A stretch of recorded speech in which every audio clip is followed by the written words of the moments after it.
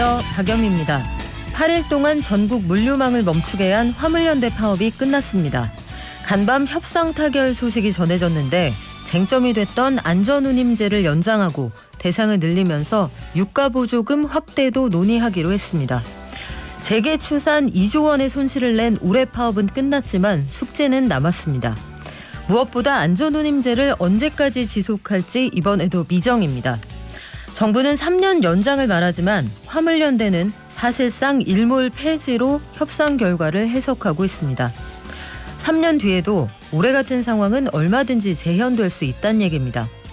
그렇다면 입법으로 보완하는 건 이제 국회 몫입니다. 엄중한 상황에도 사실상 갈등 조정 기능을 하지 못한 정치권의 존재 이유를 국민들은 확인하고 싶습니다. 6월 15일 수요일, 여러분은 지금 삶을 발전시킬 경제발전소를 듣고 계십니다.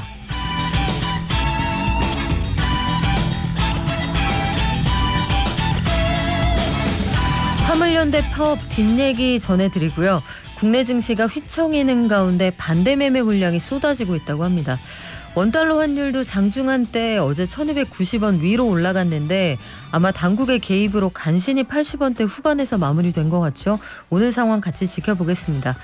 한국은행이 어제 지난달 금통위 의사록을 공개했는데 금통위원 전원이 추가 금리 인상 필요하다 이렇게 공감을 했군요. 또 스태그플레이션 가능성이 실제로 높아지고 있다. 이런 상황 속에서 정부가 국고채 조기 상환 규모를 늘린다고 합니다. 이게 어떤 의미가 있는 건지 또 오늘부터 택시 합승이 가능해진다고 하는데 다양한 소식들 한국경제신문 나수지 기자가 전해드립니다. 오늘 증시 들렀다가요. 경제 언박싱 하는 날인데 코인 투자했다 요즘 고민 있는 분들 참 많으시죠. 코인 전문가 블리츠랩스 김동환 이사와 함께 최근에 나온 가상화폐 거래소의 자정작용 그리고 앞으로 금융감독당국의 입장 이런 것들 시장에 미칠 영향까지 함께 알아볼게요. 스포츠 발전소 열겠습니다. 카타르 월드컵 준비하는 축구대표팀이 어제 이집트 평가전 4번의 6월 평가전을 마무리를 했죠.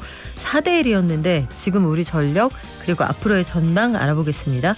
저희 방송 중에 단문 50원, 장문 100원, 샵 0951하고요. TBS 앱과 유튜브 통해서도 참여 받을게요.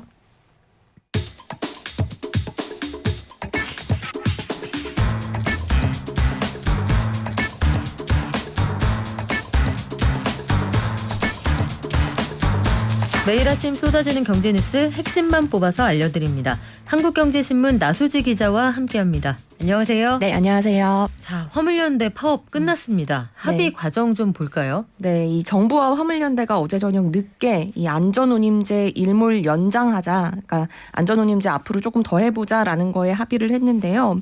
원래 이게 올해 말에 끝날 예정이었는데 연장 기간은 정확하게 정하지는 않았지만 아마 3년은 더 해보자 이렇게 할 걸로 알려져 있습니다. 그리고 그간 화물연대가 주장했던 게 이 안전운임제를 일몰제 폐지, 그러니까 앞으로 계속하자라는 거, 그리고 적용 폭목 확대. 지금은 일부 화물차만 적용을 받고 있는데 이거를 다 확대하자라는 거였는데 요거는 안전운임제 성과 문제점을 좀 더 분석한 다음에 논의하자라고 마무리를 지었고요. 또 요새 유가가 많이 올라서 화물차 기사가 어렵다라는 의견도 반영을 해서 화물차 유가보조금 늘리는 방안도 추진하기로 했습니다. 자, 이렇게 합의를 하면서 화물연대는 오늘부터 운송거부 철회하고 다시 정상적으로 물류수송에 나설 예정인데요.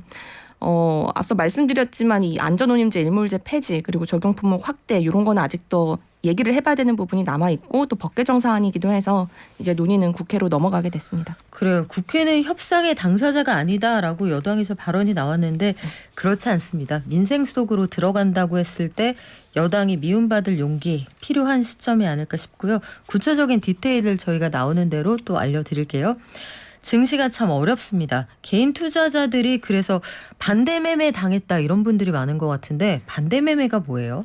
네, 이 반대 매매라는 건요. 그러니까 주식 투자한 분들이 이 계좌에서 내가 투자한 것보다 그러니까 그 비율이 보통 증권사에서 140% 정도로 정하거든요.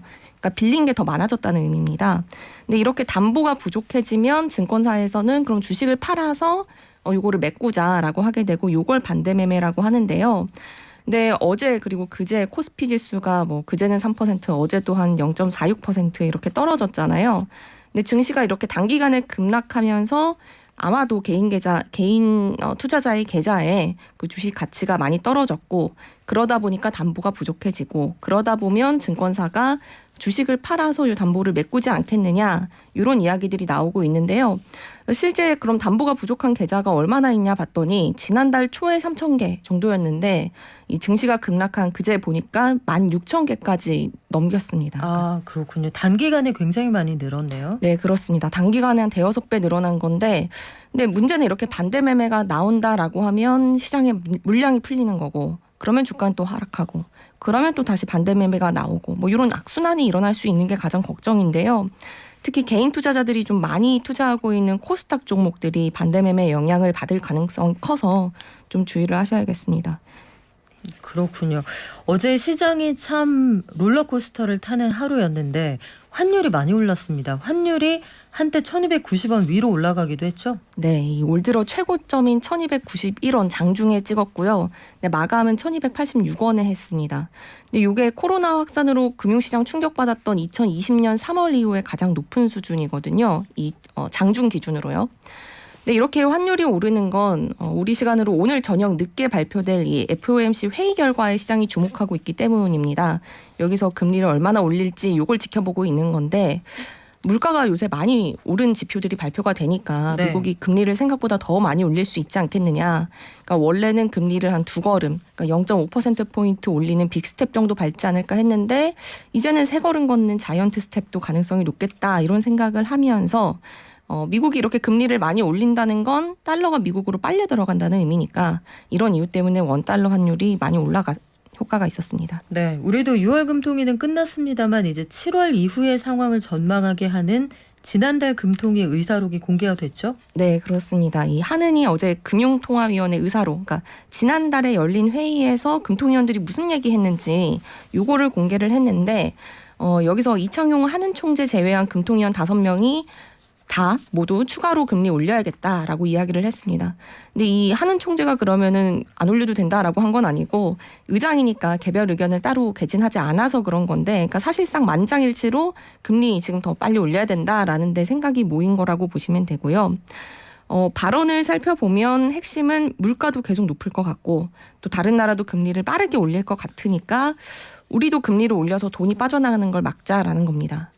그리고 또 발언 중에 눈에 띄었던 게 이 일부 위원이 우리나라의 중립금리, 그러니까 경기를 과열시키거나 위축시키지 않는 수준까지 금리를 추가로 빨리 올려야 된다라고 발언을 했는데, 이 중립금리를 시장에서는 한 2.5% 정도로 추정을 하고 있거든요. 네. 근데 우리나라 지금 기준금리가 1.75%니까 한 3번 정도는 금리를 최소 더 올려야 되지 않겠냐, 뭐 이런 이야기로 해석할 수가 있습니다. 지금 경기 침체 가능성에 대한 우려들이 많은데 오늘 오전에 윤석열 대통령은 화물연대 협상 타결이 반갑다, 조마조마했다, 지금 경제 위기 상황이고 살얼음판을 걷고 있다라고 얘기를 했거든요. 경기 침체 가능성에 대해서 정부는 어떤 입장인가요? 네, 이 경기 침체 가능성을 주시하면서 좀 대책을 내놓고 있는데요. 대표적인 게 기재부가 어제 그 태스크포스 회의를 열고 국고채 조기 상환, 그러니까 일명 우리가 바이백이라고 부르는 규모를 2조에서 3조 원으로 늘리겠다라고 했는데요. 요 바이백이라는 거는 정부가 만기가 아직 남아있는 국고채를 시장에서 미리 사들여서 국채 가격을 조금 올리는 효과가 있는 겁니다. 그러니까 국채 시장을 좀 진정시켜야 될 필요가 있을 때 정부가 나서서 채권을 사는 건데, 뭐 중앙은행 금리, 미국 중앙은행 금리 올리겠다고 하니까 금융시장 변동성도 커지고, 그러면서 국제 가격이 떨어지니까 정부가 좀 나서서 안정적으로 유지를 하겠다라는 거고요. 뭐 한국은행과 금융위도 좀 시장 상황 지켜보면서 필요하면 시장 안정 조치 취할 수 있게 대비하겠다, 이렇게 밝혔습니다. 국채를 좀 미리 사들여서 금리를 좀 낮추겠다, 이런 얘기죠. 네, 금리가 그렇습니다. 워낙 빨리 올라가니까. 그리고 오늘 오전에 나온 고용 통계 속보도 잠깐 볼까요? 5월 취업자 수가 발표가 됐는데 같은 달 기준으로 22년 만에 최대폭 증가세를 보였다. 맞습니까? 네, 그렇습니다. 5월 취업자 수를 보니까요. 2,848만 명 정도인데 이게 1년 전보다 93만 명 정도 늘어난 겁니다. 그러니까 5월 기준으로 보면 2000년 이후 22년 만에 최대 증가폭이고 이거에 대한 해석은 아무래도 코로나 이후 그러니까 일상 회복을 하고 있으니까 대면 업종에 취직하는 분들이 많이 늘지 않았겠느냐 이렇게 해석을 하고 있습니다.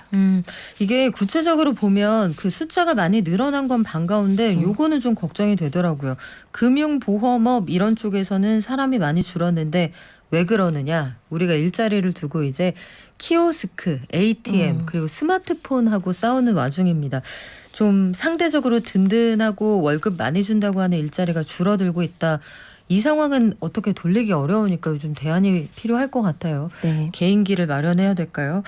오늘부터 택시 합승도 가능해진다. 근데 택시 합승 이거 오랜만에 들어보는 말이거든요. 어떻게 네. 이루어집니까? 이 1982년부터 택시 합승이 금지됐었거든요. 그러니까 택시 합승이 40년 만에 부활하는 겁니다. 아 그래요? 네. 근데 이게 이제 말씀만 들으면 이전에는 원래 택시 합승이라는 게 길에서 기사님이 합승! 네. 합승하면 이렇게 합승하는 그런 거였는데 그쵸. 그게 다시 부활되는 거는 아니고요. 좀 이런저런 기준이 생겼습니다.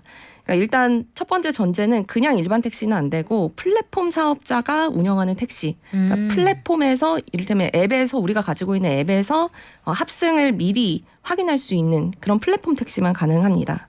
그래서 승객이 앱을 통해서 미리 합승에 동의한 경우에만 합승이 가능하고요. 본인 확인 거쳐서 원하는 승객들만 합승이 가능한 겁니다. 그래서 합승하는 승객은 상대방이 언제 탈지 그리고 뭐 어디서 탈지 그리고 차에서는 뭐 앞자리 앉을지 뒷자리 앉을지 뭐 이런 것들도 미리 승객이 알 수 있게 해야 되고요. 또 합승이 이렇게 금지됐던 게 처음에 뭐 범죄 위험이 너무 크다 이런 것 때문이었는데 이런 것 때문에 하나 안전장치를 둔 것이 차량 종류에 따라서 이성끼리는 합성을 못하도록 막은 것도 있습니다. 그러니까 경영, 소형, 중형 택시는 동성끼리만 합승을 할 수 있게 했는데 여기 혹시 모를 범죄 가능성을 조금 그래도 낮춰보자라는 거고 대형 택시부터는 성별 제한이 적용되지 않고요. 그리고 만약에 차 안에서 위험한 상황이 생기면 이 앱을 통해서 바로 경찰이나 고객센터에 긴급 신고할 수 있는 기능도 이 플랫폼 사업자들이 갖춰야 됩니다. 그러니까 오늘부터 택시 합승 가능해진다라고 해서 바로 택시에 합승하시면 안 되고 이 플랫폼 사업자들이 합성 시스템을 마련할 때까지는 좀 기다리셔야 되는 부분이 있습니다. 아 근데 궁금한 게 있어요. 네. 택시 우리가 코로나 이후에 사실은 누구하고 같이 타는 게 더 꺼려지는 상황이 되었을 거란 말이에요. 그러면 기존에 혼자 타던 택시를 다른 사람하고 같이 타면 손님한테는 뭐가 좋습니까? 손님한테는 아무래도 가격이 싸지는 효과가 있겠죠. 근데 이게 얼마나 싸질지 어떻게 그러면 처음 탄 사람이 더 많이 택시비를 부담할지 뭐 나중에 부담할지 이런 거는 플랫폼 사업자들이 정해야 됩니다. 그러니까 가격 구조를 어떻게 책정할지는요. 그래서 아마 더 싸게 한다고 하면 매력적일 수도 있고 가격에 따라서 소비자들이 좀 결정을 하지 않을까 이런 생각이 듭니다. 그래요. 그리고 앱에 가입한 기사들만 합승에 따라서 뭐 이거 많이 하실 것 같진 않거든요. 현재까지는. 근데 앱에 가입이 돼 있고 월정액 내는 사람만 이 서비스 안에 들어갈 수 있는 거냐 좀 반발하는 분위기도 있고 이거 어떻게 할지 공공앱을 중심으로 할 건지 이런 것들도 고민이 좀 필요할 것 같습니다. 그렇습니다. 자, 지금까지 한국경제신문 나수지 기자였습니다. 고맙습니다. 네, 감사합니다. 밖에서는 마스크 쓰기 의무 해제됐지만 아직까지 실내에는 남아 있고요. 그래도 뭐 머지는 않은 것 같습니다. 기본적인 방역 수칙 지켜서 우리 그날을 빨리 가까이 다가오게 하자고요. 개미 한 마리, 개미 두 마리, 개미 세 마리가 사과를 들고 하나, 둘, 셋. 영차. 간밤 뉴욕 증시 그리고 오늘 우리 장 전망해 보겠습니다. 미래에셋증권 디지털 리서치팀의 박광남 팀장 연결돼 있습니다. 안녕하세요. 네, 안녕하십니까. 간밤 뉴욕 증시는 어땠습니까? 네, 일단 미국 증시는 반발 매수세가 유입된 가운데 생산자 물가지수가 지난달보다 둔화되자 상승 출발했습니다. 특히 낙폭이 컸던 기술주 중심으로 매수세가 유입되는 경향이 좀 보였고요. 그렇지만 상승이 제한된 가운데 FOMC 이벤트를 앞두고 연준의 75bp 금리 인상 가능성이 지속적으로 좀 부각되면서 미국의 10년물 국채금리가 급등세를 보이자 매물이 출회되면서 하락 전환을 했습니다. 더불어 론 와든 상원의원이 에너지 업종에 대한 추가적인 세금 부과 언급도 장 후반의 변동성 확대 요인으로 좀 작용하는 모습이었습니다. 간밤에 미국 국채 금리가 급등했는데 이거 FOMC에서 어떤 결과가 나올지 모르겠다. 진짜 자이언트 스텝 가는 거냐 이 불안감인가요? 네, 일단 전일도 언급을 좀 드렸었지만 며칠간 미국 시장의 특징은 이 물가와 관련된 지표에 굉장히 민감한 반응을 좀 보이고 있습니다. 이날도 사실 국채금리 상승의 트리거는 결국에는 높은 물가는 FOMC의 매파적인 통화 정책을 강화시키는 요인이기 때문에 이 높은 물가의 장기화 우려에 집중을 하는 모습이었는데요. 미국의 5월 생산자 물가지수가 지난달 발표를 상회한 전월 대비 0.8%의 상승을 기록하고 전년 대비로는 지난달 발표를 좀 하회하면서 피크아웃 가능성을 좀 보여주기는 했습니다. 근원 생산자 물가지수는 전월 대비 이제 0.7% 상승, 전년 대비로도 9.7% 상승하면서 지난달 발표를 모두 하회하기도 했고요. 그리고 또한 이번에도 소비자 물가지수와 유사하게 에너지 가격이 이제 전월 대비 5% 가까이 오르고 가솔린 가격은 8.4% 급등하면서 생산자 물가지수를 견인을 했거든요. 대체로 생산자 물가지수 결과는 소비자 물가지수와 같이 인플레이션 피크아웃 기대를 높이는 모습이기는 했는데 역시나 높은 수준의 물가 장기화 우려를 해소시키지는 못한 환경이 나타났죠. 그런 상황에서 이제 이 FOMC를 앞두고 발표되는 물가 지표들이 높은 물가의 장기화를 가르치고 있다는 점에서 연준의 선택에 부담을 주고 있는 것으로 좀 추정을 합니다. 이런 가운데 CME의 페드와치는 6월 FOMC에서 75bp 금리 인상 확률을 이제 97%까지 올리는 모습이 나왔고요. 이러한 전망이 지속되면서 미 국채 10년물이 급등세를 이어가 한때는 3.5%, 2년물 금리도 3.45%를 좀 기록하기도 했습니다. 다만 주식시장에서의 최근 흐름과 달리 금리 급등에도 불구하고 기술주가 조금 견고한 모습을 보인 점은 저희가 또 주목할 필요는 있을 것 같고요. 이는 금융시장이 연준의 75bp 금리 인상 가능성을 일부 반영했다라고는 볼 수 있을 것 같습니다. 한국 시각으로는 내일 새벽에 발표되는 이 FOMC 결과는 결론적으로는 주식시장의 중립 이상의 영향을 줄 가능성이 좀 높아 보인다라는 생각을 좀 덧붙일 수 있을 것 같습니다. 간밤 미국장에서는 세금 정책 이게 또 영향을 미쳤다고 하는데 어디에 얼마나 세금을 부과한다는 얘기입니까?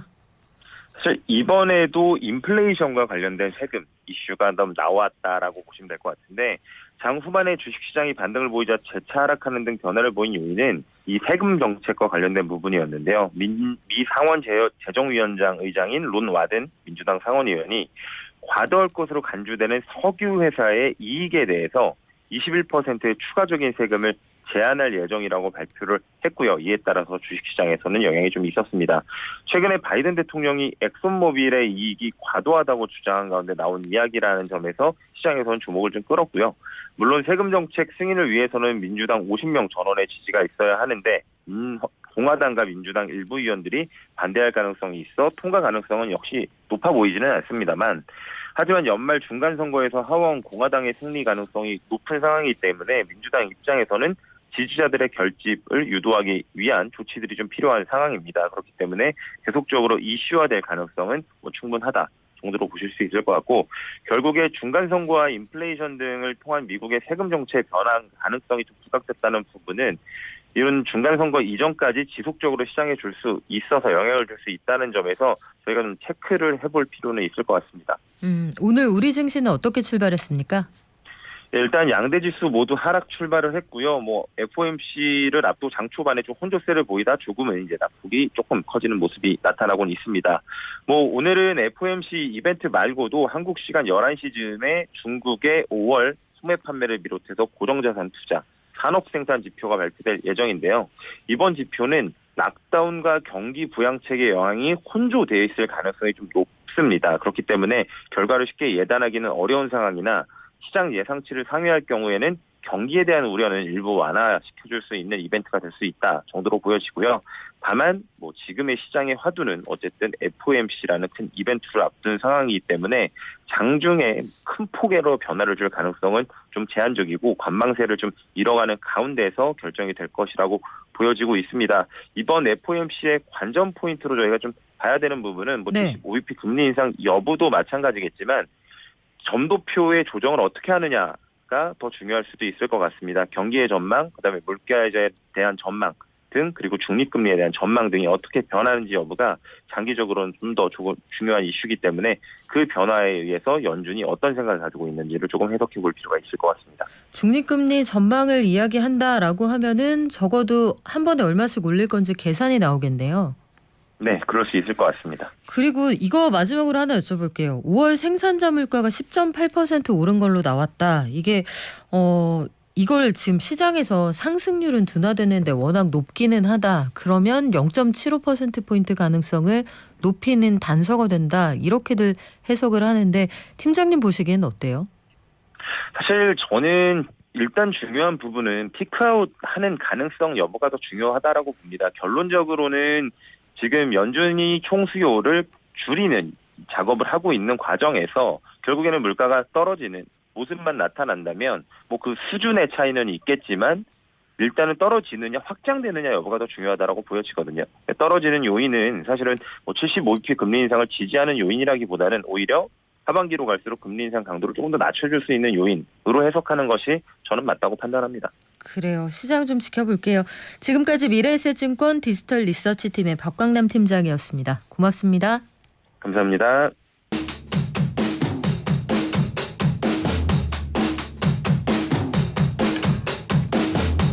요새 다 우울한 소식이 많은데 어제 오랜만에 시원한 골잔치도 있었습니다. 우리나라 축구 국가대표팀 이집트에 4대1로 승리 거두면서 6월 평가전 대미를 마무리를 했는데 EPL 득점왕 손흥민 선수 마에스트로다 이런 평가를 받았고요. 어제 이집트전까지 우리 6월에 있었던 평가전들, 경제적인 효과들, 선수들이 앞으로 가야 할 길들, 어떤 과제가 남아있는지 이데일리의 이성무 기자와 함께 평가전 총정리 해볼게요. 안녕하세요. 네, 안녕하세요. 자, 이 기자님 어제도 현장에서 취재를 하셨을 텐데 네. 사실은 어제 살라도 안 나오고 황인범 선수도 안 나오고 등등 해서 김이 약간 빠진다 이런 느낌이 좀 있긴 있었어요. 네, 뭐 그렇긴 한데 네. 이제 우리 대표팀에게 집중을 하면은 뭐 괜찮았고요. 그리고 어쨌든 골이 많이 났으니까 네, 뭐 조금 맥이 빠졌다 뭐 이런 느낌도 있지만은 그래도 골이 많이 났고 시원하게 이겼으니까 뭐 그거는 충분히 보상 받을 만한 일이 아닌가 생각이 듭니다. 진짜요. 제가 어제 가마차기 이 얘기를 몇 번 들었는지 모르겠어요. 조규성 선수가 세 번째 골 가마차기로 넣었잖아요. 그러니까요. 저는 멀리서 봤는데 손흥민 선수가 넣은 줄 알았어요.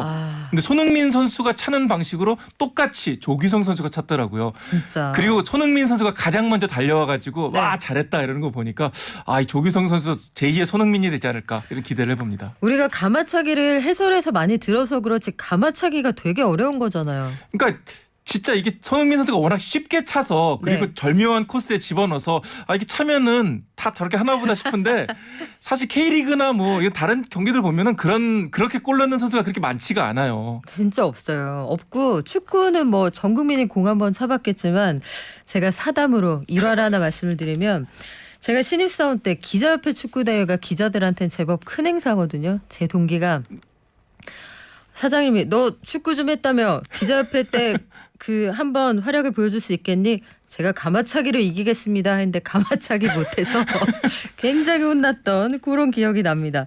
어제 경기에서 잘한 점, 아쉬운 점 그리고 제일 눈에 띄었던 선수 누구였는지 좀 알고 싶은데요. 일단은 우리 골 결정력이 좋았죠. 사실 경기 내용으로 놓고 본다면은 좀 불안한 점도 있었어요. 일단 수비 불안이 계속 이어졌었고 아무래도 지금 김민재 선수라든지 또 큰 정우영 선수 수비형 맞아요. 미드필더 정우영 선수가 빠지다 보니까 역시 이 이집트의 어떤 공격에 역습에 좀 많이 위험한 장면을 많이 노출하기도 했었고 실제로 또 후방에서 이 우리나라가 빌드업 축구 아니겠습니까? 그렇죠. 그런데 전반 중반까지는 이 미드필더가 다 바뀌다 보니까 황인범, 정우영 이런 주전 미드필더들이 다 빠지다 보니까 전방으로 공이 안 나가는 거예요. 좀 답답하더라고요. 네. 답답하니까 네. 가장 답답했던 선수가 손흥민 선수였습니다. 그러다 보니까 그쵸. 손흥민 선수가 최전방 투톱인데 네. 이 미드필더까지 내려와가지고 공을 받는 모습이 자주 보였었거든요. 그러니까 저희끼리 기사 쓰면서 프리롤이다 이렇게 얘기했지만은 사실은 공격이 안 풀렸기 때문에 손흥민 선수가 내려왔던 부분이 있고요. 그럼에도 불구하고 잘된 점은 역시 골 결정력, 특히 최전방 공격수 황의조 선수의 골 결정력이 살아났다는 점은 굉장히 고무적이라고 할 수 있습니다. 사실 황의조 선수가 좀 마음고생이 심했어요. 지난 월드컵 최종 예선에서 명세기 주전 공격수 최전방 원톱인데 한 골도 못 넣었었거든요. 맞아요. 게다가 소속팀인 이 보르도가 프랑스 1부 리그에서 강등이 됐습니다. 2부 리그로. 여러 가지로 뭐 개인적인 일도 좀 있었고 그렇다 보니까 마음고생이 심했고 좀 표정이 많이 어두웠는데 지난 브라질전에서 우리나라 대표팀의 유일한 한 골을 넣었고 그리고 또 어제 이집트전에서 한 골 1도움을 기록하면서 황의조가 살아났다. 이걸 확실하게 얘기할 수가 있겠고요. 황의조 선수도 표정이 어두웠었는데 어제 경기를 계기로 상당히 밝아졌더라고요. 황의조 선수 브라질전에서 넣은 골은 심지어 굉장히 멋있었어요. 그렇습니다. 이 상대 선수 그러니까 이 황의조 선수가 제치고 넣었던 브라질 수비수가 티아고 실바라고 그러니까요. 세계 최고의 수비수예요. 피파 온라인에서도 되게 비싼 선수예요. 네 그렇게 하면은 네. 딱 비유가 잘 맞는 네. 것 같은데요. 뭐 지금 세계 최고의 수비수고 첼시에서도 주전 수비수로 활약하고 있고 정말 대단한 선수인데 이 선수를 제치고 골을 넣은 거거든요. 그러니까 황의조 선수 충분히 자신감을 얻을 만한 득점이었고 그 자신감이 바탕이 돼서 어제 이집트전 또 득점으로 이어졌다고 할 수 있겠습니다.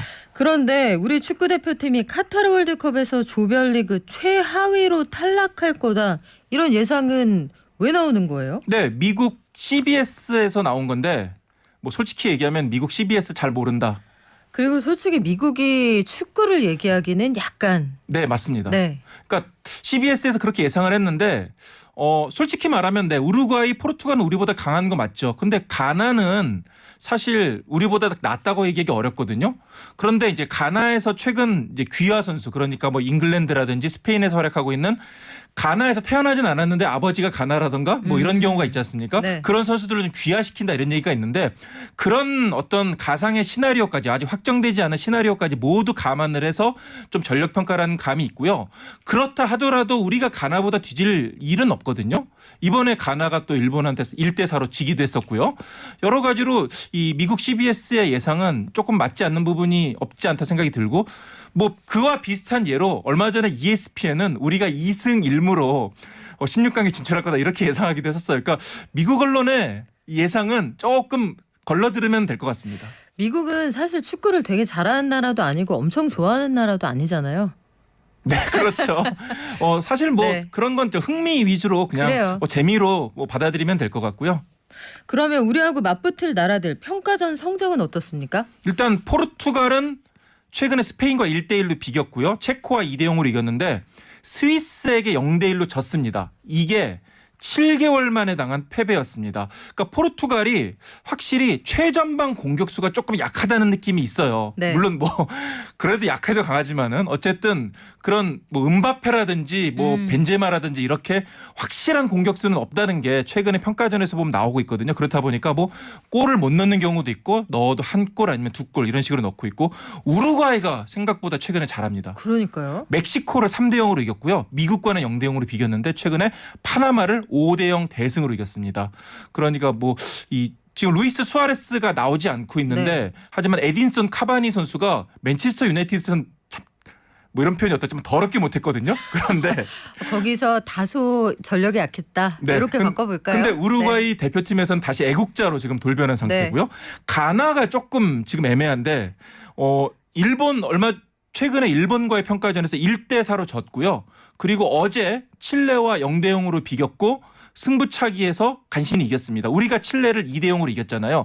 그렇게 놓고 보면은 물론 가나도 지금 100% 전력은 아니라고 하지만은 우리가 가나에게 뒤질 거는 절대 없다. 이렇게 얘기할 수 있습니다. 그래요. 우리 뭐 그렇게 걱정 안 해도 될 것 같은데 수비 이번에도 평가전에서 수비 얘기 많이 나왔습니다. 지금 청취자들 의견 봐도 그놈의 수비 불안은 40년 전부터 들은 것 같은데 수비 불안병 언제 고칠 수 있습니까? 아니면 불치병입니까? 깜놀라요 님이 깜짝 놀라서 보내주셨어요.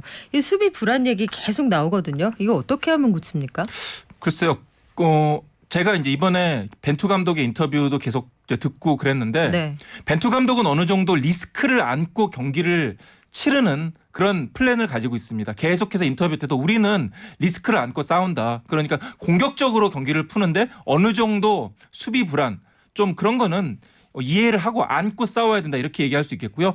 역시 이번 A매치 4연전에서 정작 경기는 뛰지 않았는데 가장 많이 이름이 언급된 선수가 있습니다. 바로 김민재 선수.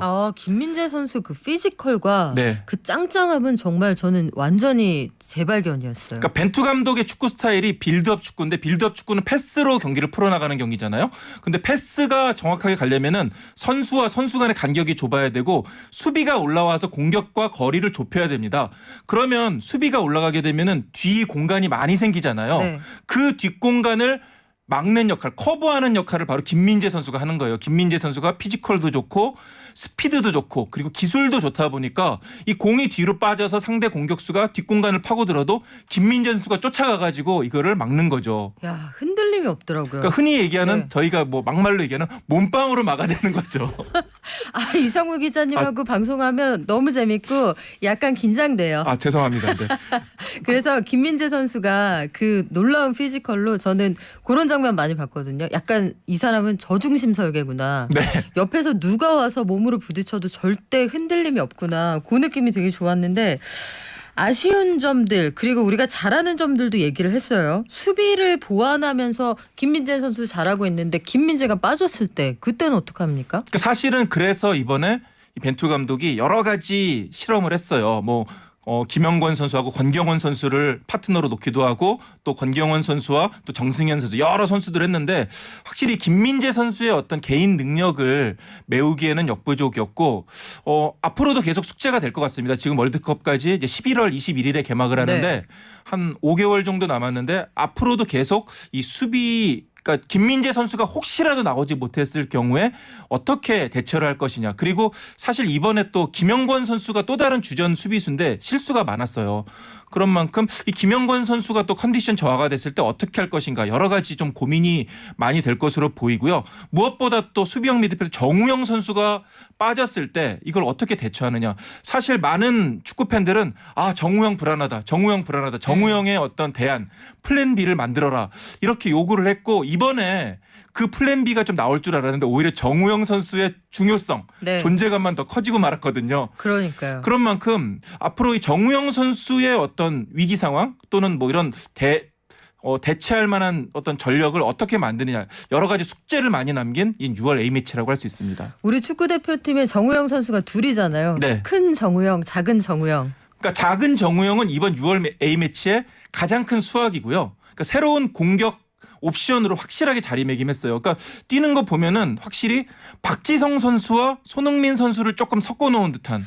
그 느낌이 있네요. 박지성 선수 느낌 있어요. 네, 그러니까 정말 많이 떠요.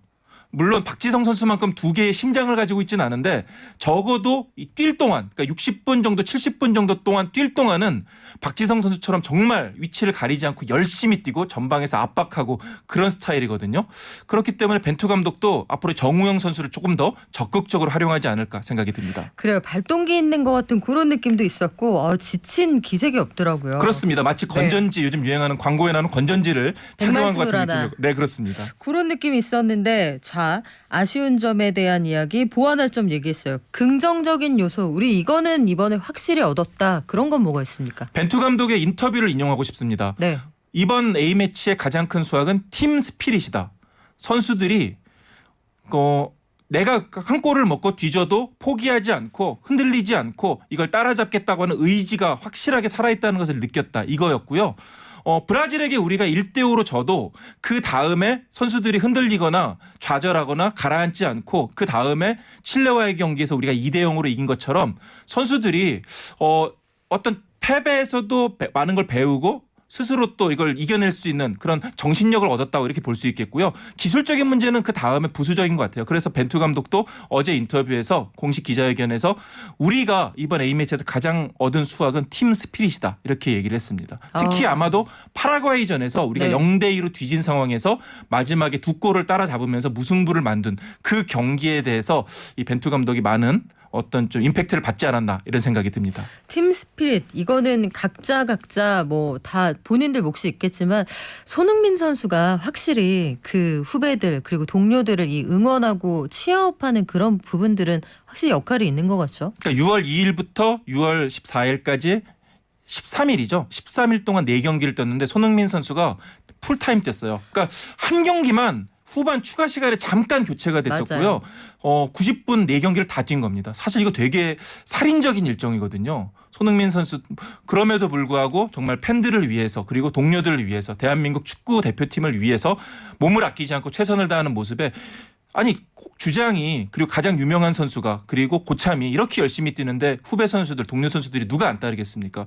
그런 부분이 대표팀에게 굉장히 긍정적인 역할을 한다. 이런 영향을 미친다. 이런 생각이 듭니다. 그리고 라커룸 에티켓도 좋았던 것 같아요. 브라질전 끝나고 나서도 그 옷은 뭡니까? 참 축구 선수들 이 상의 탈의했을 때 속에 입는 옷 있잖아요. 그거만 입고 브라질 라커룸에 가서 또 응원하고 서로 경기 얘기하고 이런 모습을 봤는데 라커룸에서 서로 그 상대 선수를 다독이는 요것도 보기 좋더라고요. 네, 일단 그 좀 조금 남자가 입기 민망한 듯한 그 약간 속옷은 부끄러운 옷 그거 네, 뭐예요? 그것은 이제 그 센서가 달려 있습니다. 그래서 선수들이 움직일 수 있는 그 위치라든지 이거 우리가 히트맵이라고 하는데 그 까만색 그 옷에 네, 그 옷에 선수의 어떤 맥박이라든지 심장 박동 같은 것도 확인할 수 있고 그리고 이제 선수가 움직이는 그 위치 그거를 확인할 수 있는 어떻게 보면은 여러 가지 기능이 있는 그런 셔츠라고 할 수 있겠고요.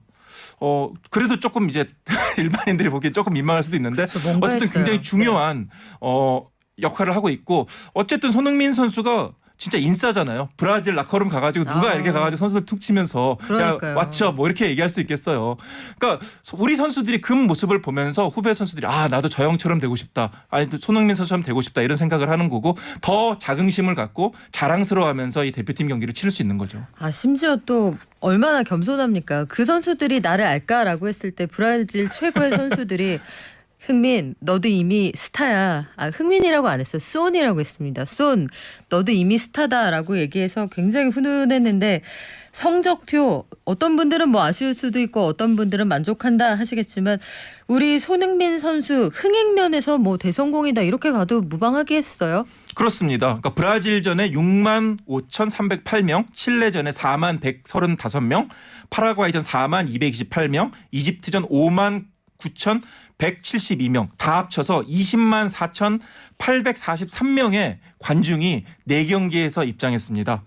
A매치 입장료 이번에 가장 비싼 게 35만 원이었고요. 와. 가장 싼 좌석이 2만 5천 원이었습니다. 물론 뭐 경기마다 조금씩 달랐습니다만은 대충 한 뭐 5만 원, 평균 5만 원 잡으면은 100억 원이고요. 입장료 수입만. 네. 이게 평균 10만 원으로 잡는다면은 객단가를 그러면은 200억 원입니다. 그리고 아마 그 표만 가지고 가지 않으셨을 것 같기도 그럼요. 해요. 네. 아마 리셀도 제법 많았을 겁니다. 뭐 그렇기도 하고 일단 그리고 축구장 간다 그러면 요즘에 그냥 안 가잖아요. 유니폼 사 입고 가야죠. 붉은 악마의 재현으로 저는 봤는데 뿐만 아니라 요 상암동에서 경기할 때는 차가 막힙니다. 정말로. 네. 그 관객들, 청중들, 이 모이는 사람들이 워낙 많기도 하고 일대 상권이 반짝 살아나기도 하거든요. 이런 효과들까지 더하면 CF나 광고 쪽으로도 손흥민 선수 몸값이 더 올라가겠죠. 제가 그러니까 이번에 잉글랜드 프리미어리그 득점왕 되기 전에 한 2년 전에 그런 어떤 모 광고 업체에서 얘기를 들은 적이 있는데 광고 한 편당 단발로 6억 원, 7억 원 이런 얘기를 했어요. 그게 2년 전이거든요. 단발로. 네. 지금은 아마 한 2배 이상 오르지 않았을까. 최소한 이런 생각이 들고요.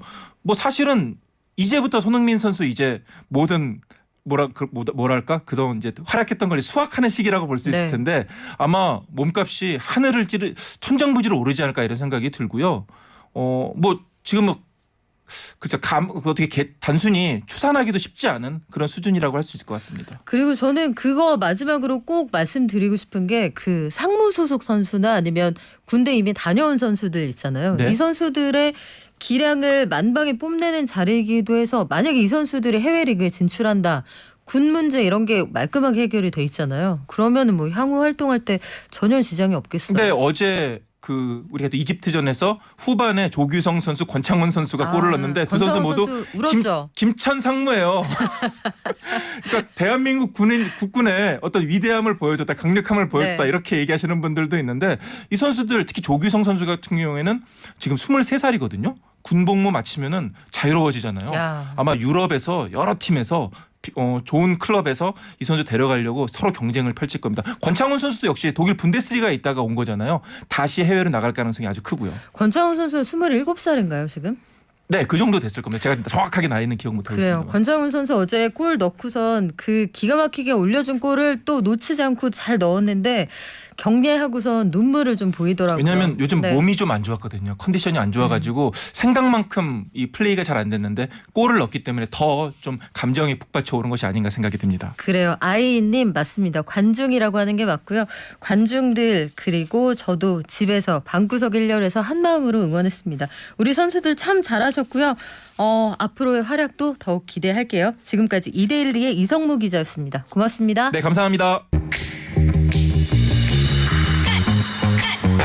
네, 축구 얘기로 오랜만에 돈 얘기도 하면서 신나는 얘기를 해봤는데 경제 상황이 워낙 어려워서 오랜만에 좀 뇌를 쉬어가자 이런 코너로 저희가 마련을 했습니다. 그런데 복잡한 얘기 하나 더 해야겠네요. 코인 시장 참 어렵습니다. 99% 폭락이라는 기록을 남긴 루나 사태. 여파가 큰데요. 저는 루나 사태가 그것이 알고 싶다에 나오는 거 보고 이게 정말 사회적인 문제구나 이 정도로 생각이 들더라고요. 가상자산 관련해서 그래서 앞으로 어떻게 할 거냐 5대 거래소가 모여서 자율규약 협약도 하고 정부도 들여다본다라고 했는데 정부 결론이 좀 허무한 것 같기도 합니다. 그래서 업계에서 알아서 잘했으면 좋겠다. 앞으로 어떻게 될까요? 그리고 코인 시장 지금 굉장히 무너지고 있는데 시장 전망까지 블리츠랩스의 김동환 이사와 함께 얘기 나눠볼게요. 안녕하세요. 네, 안녕하세요. 자, 이사님 13일에 5대 가상자산 거래소 대표가 국회에 모였어요. 그래서 여기서 당정 간담회 하면서 앞으로 어떻게 하겠다 얘기를 했거든요. 네. 앞으로 뭘 어떻게 하기로 했습니까? 일단 최근에 루나 폭락 사태에서 여러 가지 책임론이 불거졌고요. 국내 거래소들이 대처를 잘 못해서 피해를 키웠다. 이런 비판들이 나와서 요 간담회 목적은 이제 앞으로 이런 일이 어떻게 하면 발생하지 않게 할지 이런 걸 논의하는 자리였는데요. 뭐 당장 무슨 법을 만들기보다는 민간 전문가들을 통해서 자율 규제를 만들고 그거를 이제 거래소들이 도입해라 이런 쪽으로 얘기가 모아졌습니다. 그런데 당초에 예상하기로는 이 자리에 이제 신임 이복형 금감원장 갔고요. 김소영 신임 금융위 부위원장도 갔고 여당 정책위 의장도 배석을 네. 했단 말이에요. 그러면 앞으로 가상자산 업계를 우리가 맨눈으로 지켜보겠다 이런 얘기가 나오지 않을까 했는데 네. 감독 당국이 약간 한 발 뒤로 빠지는 느낌도 있더라고요. 뭐 제가 추측하기로는 이 내용이 사실 뭐 어떻게 해야 된다라고 하면 그대로 했는데 나중에 또 이런 문제가 발생하면 또 책임 소재 문제가 있고 그러니까 좀 피하고 싶은 사실 소재기는 해요. 그래서 어제 나온 가이드라인 같은 걸 보면 2017년에 또 한번 암호화폐 시장이 붐이 일었었잖아요. 그때 나왔던 거랑 거의 달라진 게 없거든요. 사실 거래소에서 나온 그런 자율 규제안들 보면 그래서 뭐 새로운 얘기는 없었다고 봐야 될 것 같고 감독 당국 입장에서도 그 이전 정부에서는 조금 겁을 주는 듯한 그런 좀 분위기가 있었고 니네 이제 이거 뭐 사고 나면 큰일 나 네. 약간 이런 게 있었는데 여기서는 뭐 그런 분위기라기보다는 이거는 우리가 좀 키워야 되는 시장은 맞다. 근데 어떻게 해야 될지 잘 모르겠네. 약간 이런 정도의 스탠스였던 것 같습니다. 어떻게 해야 될지 잘 모르겠다. 저는 그게 가장 솔직한 일감이 아니었을까 싶은데 네.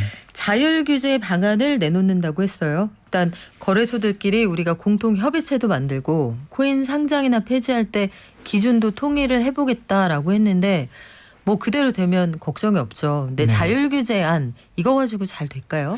아까도 잠깐 말씀드렸는데 2017년에도 똑같은 그러니까 거의 유사한 내용의 자율 규제안이 나온 적이 있고 근데 이 규제라는 게 나오게 되면 거래소 입장에서는 단기적인 이익이 줄어들 수밖에 없거든요. 네. 그래서 2017년에 나왔던 규제안을 거래소가 사실상 받지 않았죠.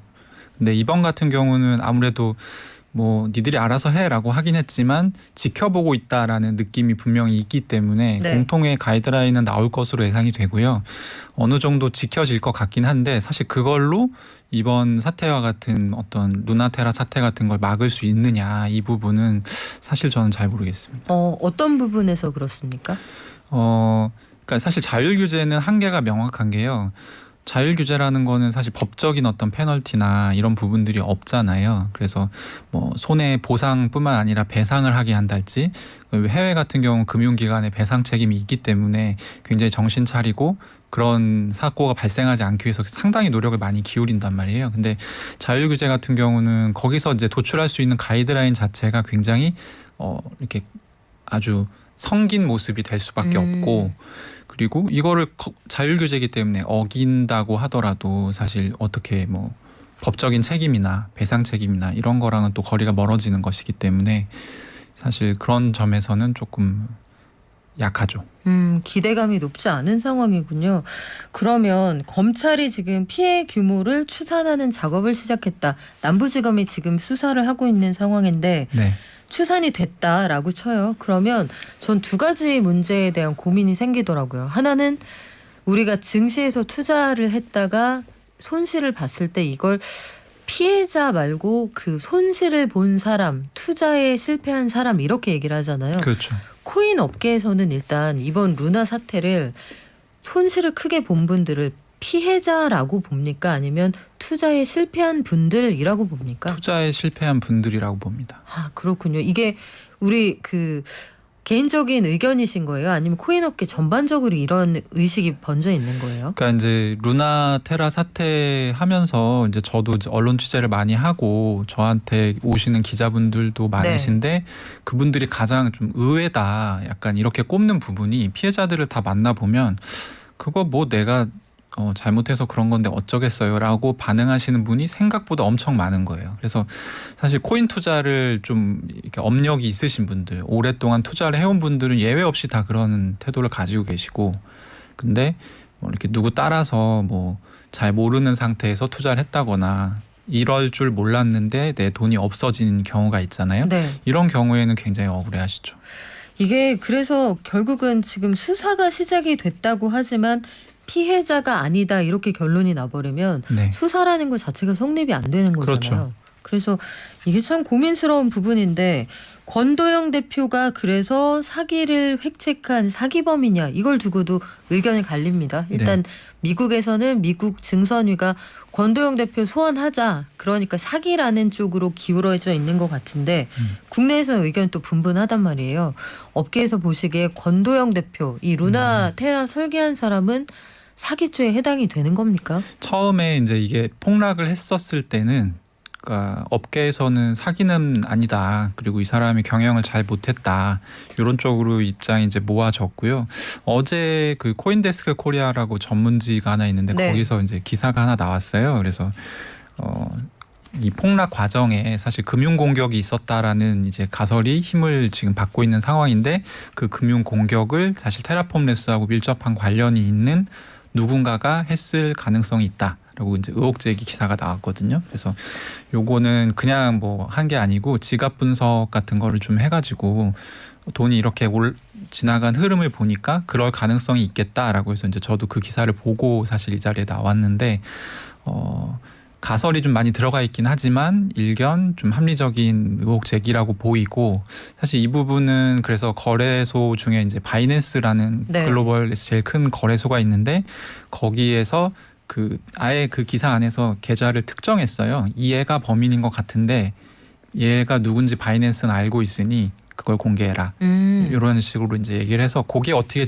되는지 지켜봐야 될 것 같고요. 이게 이제 사기일지는 모르겠습니다만 어쨌든 이제 이걸로 뭔가 법적인 처벌을 할 수 있을 것 같고 또 하나는 테라가 이제 시작할 때 처음에 ICO를 하고 코인을 판매할 때 그 일반 투자자한테 꼭 알려야 고지해야 하는 종류의 정보를 알리지 않고 그리고 이제 큰손 기관 투자자들한테는 그 정보를 알려주고 이런 식으로 이제 판매를 해서 그게 약간 기망행위가 들어간 사기 가능성이 있다라는 게 이제 요즘에 이제 법 쪽에서 이쪽에도 이제 관심이 많으셔가지고 의견들이 하나둘 나오는 것 같습니다. 그러면 두 번째 말씀하시는 건 기존 금융권 중심으로 해설을 하자면 일종의 불안전 판매가 되는 것이고 불안전 판매라고 볼 수도 있겠고 뭐 어떻게 아니면 보면은 속여서 팔았다. 네, 속여서 팔았다. 그리고 그 내용이 이제 좀 디테일해서 여기서 설명드리기에는 시간이 좀 네. 짧은데 뭐 제3자 주식 발행이다 이렇게 보시는 분들도 있으시고 그래서 그거는 법적인 쟁점을 한번 따져볼 만하다라는 게 현직 법조인들의 의견이기 때문에 한번 좀 지켜볼 필요가 있을 것 같습니다. 그러면 두 번째는 일견 이해가 되는데 첫 번째는요. 말씀하신 것처럼 테라를 만든 회사하고 뭔가 관계가 있는 회사에서 금융 공격을 한 것 같다. 네. 그걸 통해서 루나 값이 폭락한 것 같다라는 네. 게 그 보도한 매체의 가설인 거잖아요. 네. 그런데 그렇게 해서 루나를 개발한 회사는 그럼 뭘 얻나요? 그러니까 이게 아주 폭락을 의도한 것은 아닌 것 같고요. 이 스테이블 코인이잖아요. 테라는 스테이블 코인이고 그렇죠. 루나는 그냥 코인인데 스테이블 코인의 가격이 깨지는 거 원래 그러니까 한 개당 1달러인데 이걸 깨지는 걸 이제 디패깅이라고 해요. 근데 디패깅 상태를 의도적으로 만들면 사실 디패깅 상태가 다시 되돌려질 때 누군가는 사야 되돌려지잖아요. 그러니까 요 과정에서 차익이 생기는 거죠. 그래서 이제 여기서 이제 생각하고 있는 가설은 디패깅 상태를 계속적으로 유도를 해서 거기서 뭔가 금전적인 이득을 차익을 취해오지 않았겠느냐. 네. 그리고 이제 이걸 꼭 테라폼 랩스가 했다라기보다는 이제 테라폼 랩스와 이제 연결되어 있는 어떤 마켓 메이킹 해주는 또 업체들이 있거든요. 근데 이런 곳은 유동성 공급을 하면서 뭐 수수료를 받던지 아니면 정해진 어떤 계약된 이제 금전을 받던지 이런 식으로 이제 사업을 영위하는데 요런 사람들이 그 가외 수입으로 약간 그런 식의 운용을 하지 않았겠느냐. 요 정도가 지금 나온 이제 의혹 제기의 내용이고 이거는 아까 말씀드렸지만 가설이 많이 들어가 네. 있는 부분이기 때문에 좀 지켜봐야 되고 코인데스크 코리아에서도 제가 확인해 보니까 뭐 후속 보도를 좀 준비하고 있다라고 하더라고요. 후속 보도나 그 수사 과정을 좀 지켜봐야겠는데 그렇게 말씀하시니까 이해가 되네요. 네. 루나 테라 1달러가 동일한 가격을 유지하는 게 이 시스템의 근본이라고 치면 네. 0.9를 1로 만들 때 네. 1.1을 1로 만들 때 기존 금융시장 기준으로 말씀드리면 일종의 환차익이나 환차손 네, 그렇죠. 같은 게 발생을 하잖아요. 그러니까 이 간극을 메울 때 돈 버는 누군가가 지나치게 재미를 보려고 하다 이 사달이 났을 수도 있다. 이게 네. 가설이군요. 그렇죠. 그래요. 앞으로 상황이 어떻게 될지 모르겠습니다만 미국에서도 굉장히 이슈가 되고 있는 상황이고 이게 피해자가 워낙 많은 상황이라 복잡한 구조의 스테이블 코인만의 상황인 건지 아니면 앞으로 다른 가상화폐에서도 충분히 재현될 수 있는 상황인지 그거 마지막으로 좀 여쭤보고 싶은데요. 이거 같은 경우는 이제 테라가 유일하게 이제 그 레이어 1 코인이라고 하거든요. 그런 것들 중에는 스테이블 코인이 같이 껴있는 생태계의 유일한 케이스였고 그래서 서로 레버리지가 물고 물려서 사실 일주일 만에 가치가 거의 100% 정도 떨어지는 그런 사고가 사고라고 할 수 있겠네요. 사고가 일어났던 거고 비트코인 같은 경우는 이런 구조가 없기 때문에 네. 떨어지면 그냥 떨어지는 거지만 정말 뭐 말도 안 되게 갑자기 코인 가치가 0이 된다거나 이런 경우는 없을 것 같습니다. 그래요. 앞으로의 상황이 뭐 굉장히 복잡할 것 같고 이거 결론까지 지난한 과정이 있을 것 같습니다. 저희가 그때그때 또 우리 전문가의 지혜를 빌려서 설명해드릴게요. 지금까지 블리츠랩스의 김동환 이사와 함께했습니다. 고맙습니다. 네, 감사합니다. 오늘 비가 제법 많이 오죠. 곳곳에 사고 소식이 있고요.